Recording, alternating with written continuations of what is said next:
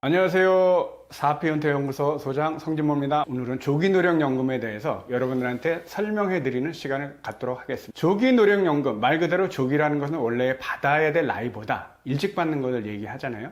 5년 일찍 받으니 어떻게 됩니까? 최대 30 감액이 됩니다. 5년 일찍 받을 수 있다고 그랬잖아요. 1년 일찍 당길 때마다 마이너스 6%씩 감액이 됩니다. 그러니까 5년을 일찍 받게 되면 마이너스 30%가 되는 거죠. 그러면은 60세 때 받는 거하고 65세 때 정상적으로 받는 거하고 어떤 차이가 있을까요? 아까 30% 감액됐다고 그랬죠? 60세에 105만 원 받게 되면 65세까지 5년 동안 6,300만 원 정도를 받습니다. 그러니까 내가 소득이 없으니까 5년 동안 일찍 받았지만 이게 결국 이득일까라고 하면요. 꼭 그런 건 아니고, 만약에 정상적으로 받을 때 하고 일찍 받을 때 어떤 차이가 있을까요? 기간을 계산해 보면 70세까지는 일찍 받는 경우가 연금 액수가 차이 나죠. 보시는 바와 같이. 하지만 77세가 되면 이게 역전이 됩니다. 그러니까 일찍 받아서 경제적인 도움은 되겠지만 결국 77세가 되면 정상적으로 받을 때보다 그 금액이 줄어들게, 그러니까 역전 현상이 발생이 됩니다.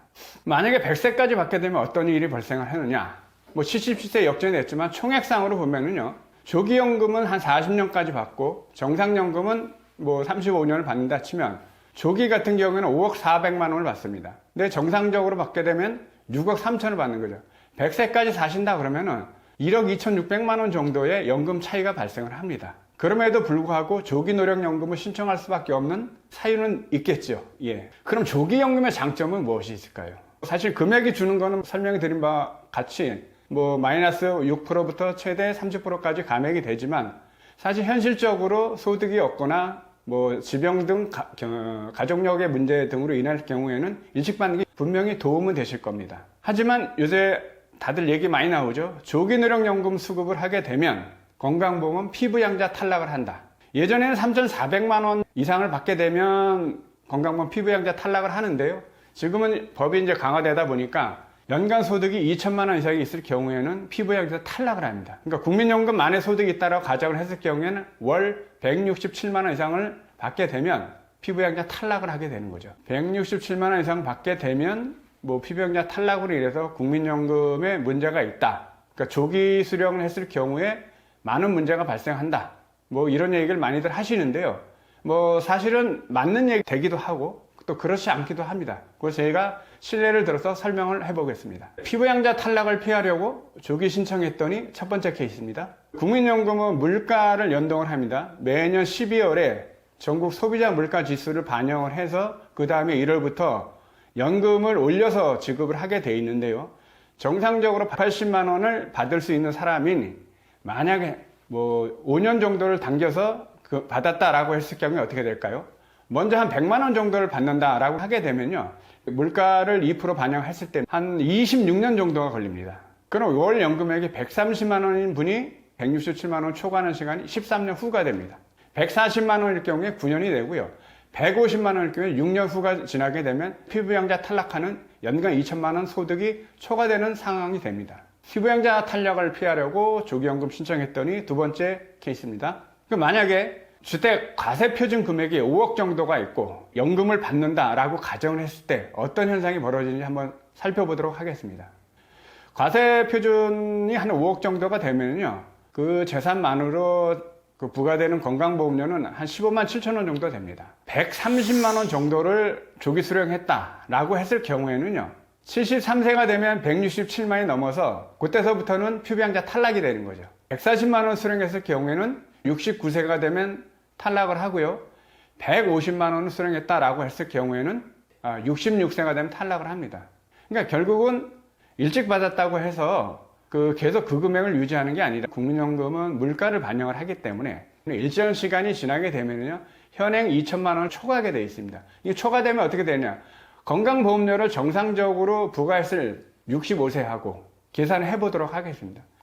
만약에 조기 수령을 해서 130만 원을 받았다라고 했을 때는 73세가 되면 사실 이제 월 소득 167만 원이 초과하기 때문에 건강보험 피부양자 탈락을 합니다. 그러면 정상적으로 65세가 됐을 때 연금을 받는 거하고 건강보험료 차이가 있을까요? 한번 살펴보시면 73세에 탈락을 하니까 100세까지 만약에 우리가 생존을 해서 건강보험료를 내야 된다고 가정을 했을 경우에는 정상적으로 받았을 때보다 건강보험료의 이득은 생깁니다. 27년 동안 부과가 된다고 했을 경우 건강보험료 부과가 한 7,900만 원 정도 비교해 보시면 정상적으로 건강보험료 부과받을 때 하고 실질적으로 늦게 부과가 되니까 건강보험료는 2,500만 원 정도의 이익이 생깁니다.